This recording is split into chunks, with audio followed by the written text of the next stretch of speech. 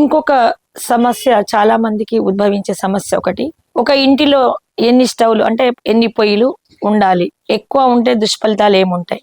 మామూలుగా వెనకట కుటుంబాలలో అయితే ఉమ్మడి కుటుంబం ఉండేది. అత్తగారు వంట చేసేవాళ్ళు, కోడళ్ళు హెల్ప్ చేసేవాళ్ళు.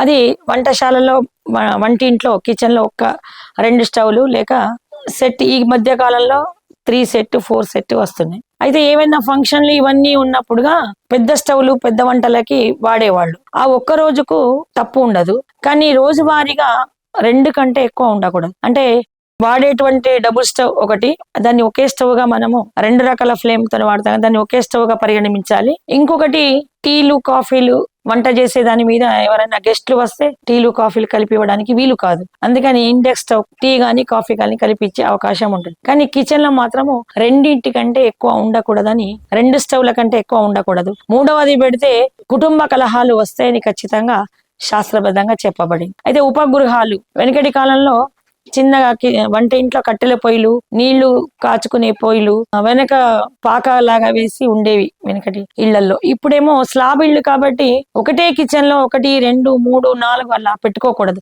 2కు మించిన స్టవ్లు అంటే ఒక సెట్ లో ఒక స్టవ్ భాగంలో ఉన్నవి 1 2 3 4 స్టవ్లు కూడా వస్తున్నాయి.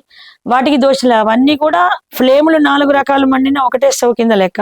కాకపోతే పాటుగా వేరే సిలిండర్లు వేరే స్టవ్లు 2 కంటే ఎక్కువ ఉండకూడదు. మూడోది పెట్టామనుకోండి ఇంట్లో గొడవలు గాని ఆర్థిక ఇబ్బందులు గాని వచ్చే అవకాశం ఉంటుంది. అందుకని వేరే రూమ్ లో ఉంచుకోవచ్చు. కిచెన్ లో మాత్రము ఇది ఒక ఇంటి భాగంగా అంటే ఒక కిచెన్ సంబంధించే చెప్తున్నాను.